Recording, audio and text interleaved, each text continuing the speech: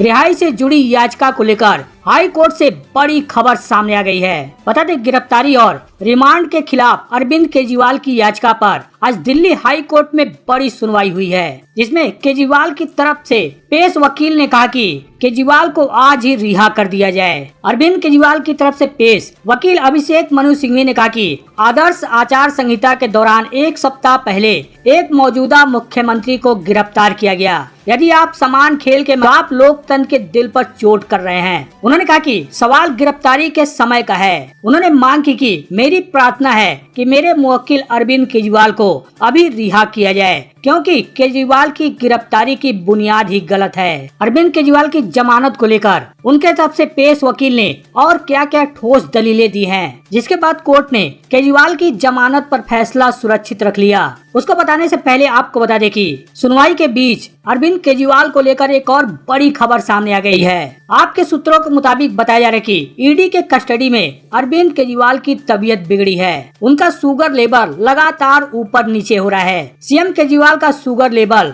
46 तक गिर गया है। डॉक्टरों का कहना है कि शुगर लेवल का इतना नीचे जाना बहुत खतरनाक है। वहीं सुनवाई से पहले अरविंद केजरीवाल की पत्नी सुनीता केजरीवाल ने कोर्ट में जो दलीलें दी गई, उसके बाद कोर्ट ने फैसला सुरक्षित रख लिया, जिसमें अरविंद केजरीवाल की तरफ से दलील देते हुए कहा गया कि आज ही रिहा कर दीजिए। बता दे, शुरू में दलीलों को सुनने के बाद हाई कोर्ट ने कुछ देर के लिए सुनवाई टाल दी थी, लेकिन कुछ देर बाद फिर से हाई कोर्ट ने इस पर दोबारा सुनवाई शुरू की।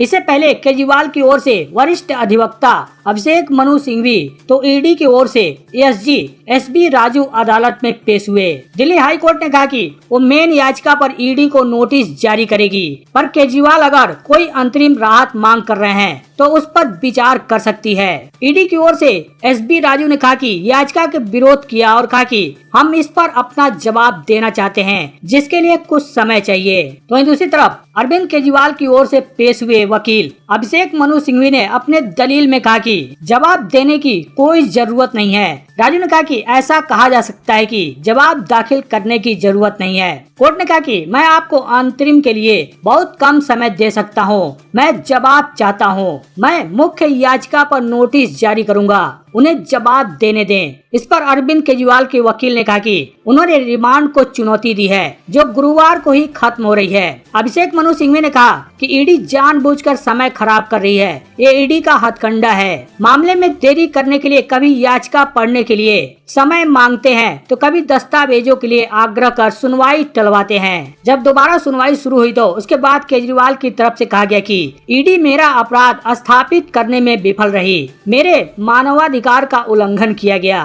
केजरीवाल की तरफ से पेश वकील सिंघवी ने लोकसभा चुनाव का भी मुद्दा उठाया। सिंघवी ने कहा कि आदर्श आचार संहिता के दौरान एक सप्ताह पहले एक मौजूदा मुख्यमंत्री को गिरफ्तार किया गया। यदि आप समान खेल के मैदान को बाधित करने के लिए कुछ करते हैं, तो आप लोकतंत्र के दिल पर चोट करते हैं। सिंघवी ने कहा कि सवाल गिरफ्तारी के समय का है। उन्होंने कहा कि मेरी प्रार्थना है कि मेरे मुवक्किल यानी अरविंद केजरीवाल को अभी रिहा किया जाए, क्योंकि केजरीवाल प्रार्थना है। वहीं केजरीवाल की याचिका पर सुनवाई करने वाली न्यायमूर्ति स्वर्णकांता शर्मा की पीठ ने कहा कि वह मुख्य मामले में बाद में सुनवाई करेंगी। इसके लिए ईडी को नोटिस जारी किया जाएगा। हालांकि अंतिम राहत वाली याचिका पर आज ही सुनवाई होगी। वहीं केजरीवाल के वकील अभिषेक मनु सिंघवी ने कहा कि ईडी बार बार कहती है कि आरोपी पूछताछ में सहयोग नहीं कर रहा है, क्योंकि ईडी जो बुलवाना चाहती है वह केजरीवाल बोल नहीं रहे हैं, बल्कि वह सच बोल रहे हैं। इसे ही ईडी जांच में सहयोग न करने की दलीलें दे रही है, जबकि केजरीवाल वही बोल रहे हैं जो सच है। सिंघवी ने कहा कि मेरे खिलाफ कुछ नहीं था।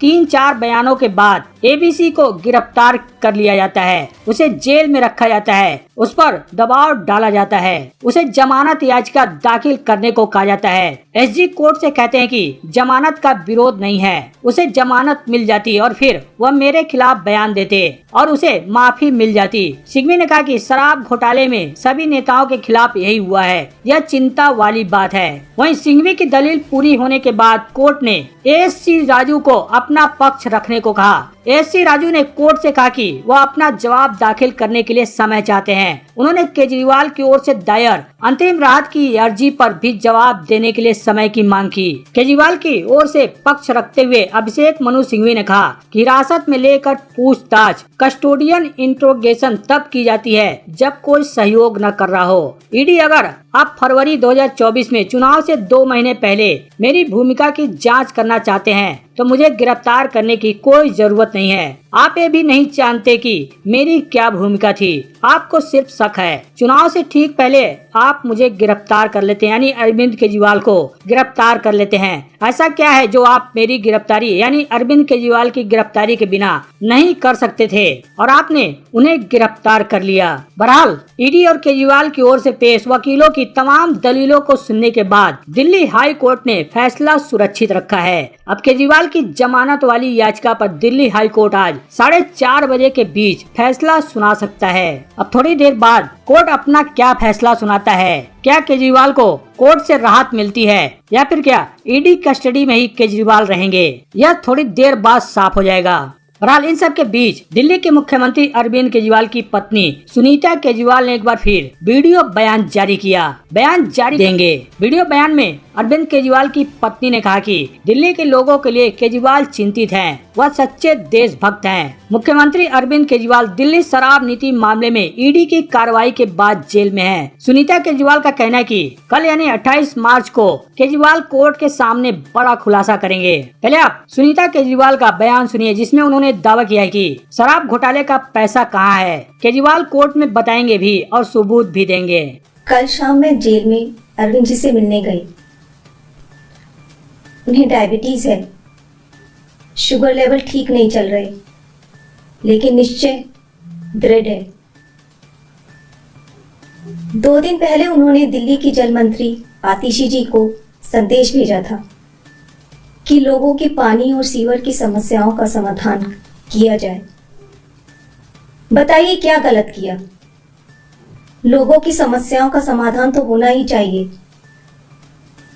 इस बात पर भी केंद्र सरकार ने आपके सीएम पर केस कर दिया। क्या ये लोग दिल्ली को तबाह करना चाहते हैं? क्या ये लोग चाहते हैं कि लोग अपनी समस्याओं से जूझते रहें? इस बात से अरविंद जी को बेहद पीड़ा हुई है। अरविंद जी ने मुझे एक बात और कही। इस सो कॉल्ड शराब घोटाले की जांच में ईडी ने पिछले 2 साल में 250 से ज्यादा रेड मार लिए। वो इस सो कॉल्ड शराब घोटाले का पैसा ढूंढ रहे हैं। अभी तक किसी भी रेड में एक पैसा नहीं मिला। मनीष जी के यहां रेड मारी, संजय सिंह जी की यहां रेड मारी, सत्येंद्र जैन जी की यहां रेड मारी, एक भी पैसा नहीं मिला। हमारे यहां रेड मारी, मात्र 73,000 रुपए मिले। तो वो इस सो कॉल्ड शराब घोटाले का पैसा है कहां? अरविंद जी ने कहा है कि इसका खुलासा वे 28 मार्च को कोर्ट के सामने करेंगे। सारे देश को सच सच बताएंगे कि इस सो कॉल्ड शराब घोटाले का पैसा है कहां, उसका सबूत भी देंगे। तो आपने अरविंद केजरीवाल की पत्नी सुनीता केजरीवाल का वीडियो बयान सुना। उन्होंने कहा कि 2 दिन पहले अरविंद केजरीवाल ने दिल्ली में पानी और सीवर की समस्या को लेकर जल मंत्री आतिशी को पत्र भेजा था। केंद्र सरकार ने उनके खिलाफ मामला दर्ज कर दिया। क्या वे दिल्ली को बर्बाद करना चाहते हैं? क्या वे चाहते हैं कि लोग पीड़ित रहें? अरविंद केजरीवाल इससे बहुत दुखी हैं। सुनीता केजरीवाल का कहना है कि तथाकथित शराब घोटाले में ईडी ने 250 केजरीवाल का दावा है कि अरविंद केजरीवाल ने उनसे कहा है कि वह 28 मार्च को अदालत में सब कुछ बताएंगे। वह बताएंगे कि शराब घोटाले का पैसा कहाँ है और वह सबूत भी देंगे। सुनीता केजरीवाल ने बताया कि मैं कल उनसे जेल में मिलने गई थी। उन्हें डायबिटीज है और शुगर लेवल बिगड़ा हुआ है, लेकिन वह जमे हुए हैं अपने संकल्प के साथ। सुनीता केजरीवाल ने कहा कि ईडी को हमारे घर से सिर्फ 73,000 रुपए मिल सके हैं। बहरहाल क्या सच है क्या झूठ है यह तो कोर्ट में साबित हो जाएगा। लेकिन इन सब के बीच अरविंद केजरीवाल के एक और नेता पर ईडी ने छापेमारी की है। अब ईडी ने आम आदमी पार्टी के नेता पूर्व विधानसभा प्रत्याशी दीपक सिंगला के घर रेड डाली है। सिंगला विश्वास नगर से आम आदमी पार्टी के टिकट पर चुनाव लड़ चुके हैं। मुख्यमंत्री अरविंद केजरीवाल की गिरफ्तारी के बाद सिंगला दूसरे आप नेता हैं जिनके घर पर छापेमारी हुई है। मटियाला से आम आदमी पार्टी के विधायक गुलाब सिंह यादव के घर पर भी 23 मार्च को छापेमारी की गई थी। बता दें, दीपक सिंगला एमसीडी के आम आदमी पार्टी के सह प्रभारी होने के साथ साथ महाराष्ट्र और गोवा में पार्टी के प्रभारी भी हैं। हालांकि अब तक यह स्पष्ट नहीं हो पाया कि सिंगला पर ईडी ने छापेमारी किस मामले में की है और इस छापेमारी में क्या क्या मिला है, इसकी अब तक कोई जानकारी सामने नहीं आई है। बहरहाल अरविंद केजरीवाल को कोर्ट से जमानत मिलती है या नहीं, यह तो थोड़ी देर में साफ हो जाएगा। लेकिन आपको क्या लगता है? आप अपनी राय कमेंट कर जरूर बताएं।